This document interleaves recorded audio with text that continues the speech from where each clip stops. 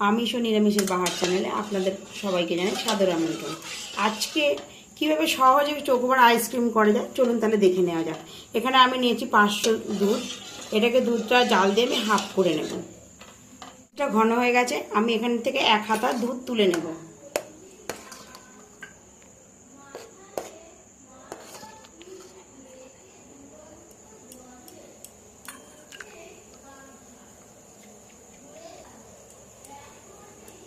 দিয়ে দেবো 1 চামচে কর্নফ্লাওয়ার। এটা ভালো করে মিশিয়ে নেব।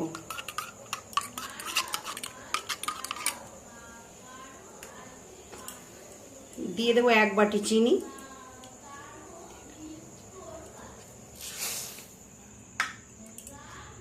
দিয়ে দেবো হাফ বাটি খোয়া ক্ষীর।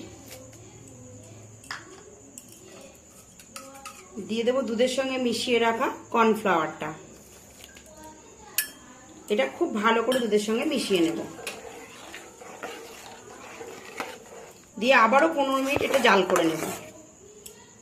এর ঘনত্বটা এরকম হয়ে আসলে এখানে হাফ বাটি দিয়ে দেবো আমুল দুধ।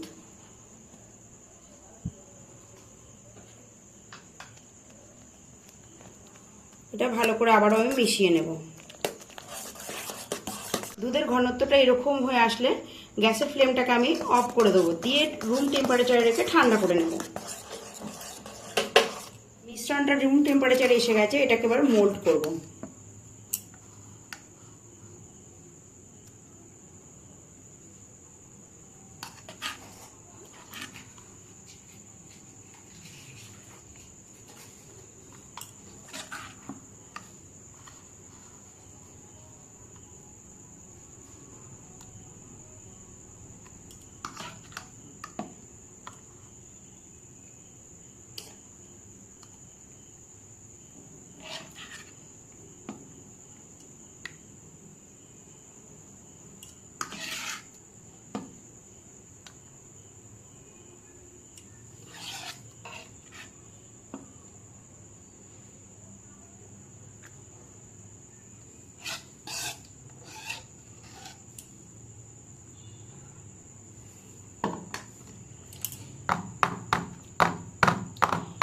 এটা এবার 6 ঘন্টা আমি ডিপ ফ্রিজে রেখে দেব।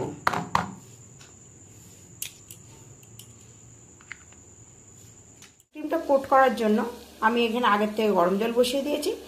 এখানে ক্যাডবেরিগুলোকে মেল্ট করে নেব। আমি এখানে বসিয়ে দিলাম গরম জলের ওপরে। দিয়ে দেবো এখানে 1 চামচে সাদা তেল, টেবিল চামচের 1 চামচি। দিয়ে এটাকে আমি মেল্ট করে নেব। ক্যাডবেরিটা আমার মোল্ড করা হয়ে গেছে।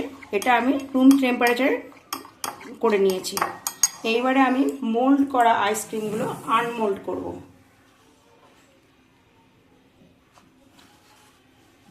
এগুলো এক এক করে আমি কোট করে নেব।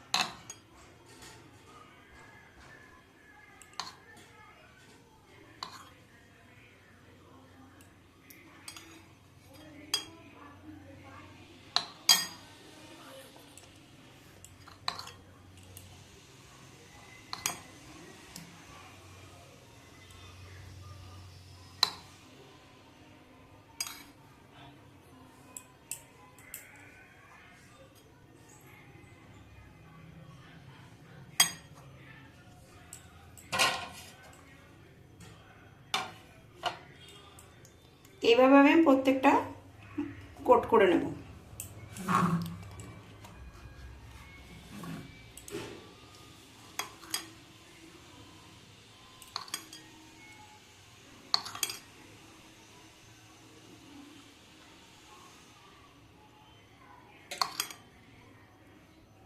এটা কিন্তু গরম অবস্থায় দেওয়া যায় না, এটাকে ঠান্ডা করে নিয়ে তবে আমি এটা কোট করছি।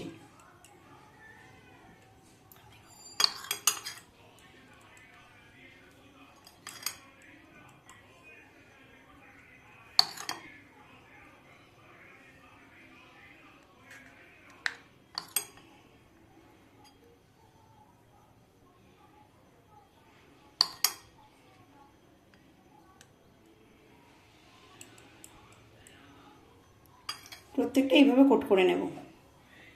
আইসক্রিম বানানোটা এখানেই শেষ করলাম। আইসক্রিম বানানোটা কেমন লেগেছে কমেন্টে অবশ্যই জানাবেন। ভিডিওটি স্কিপ না করে প্রথম থেকে শেষ পর্যন্ত দেখে যাবেন। ভালো লেগে থাকলে লাইক, শেয়ার, কমেন্ট, সাবস্ক্রাইব করতে ভুলবেন না।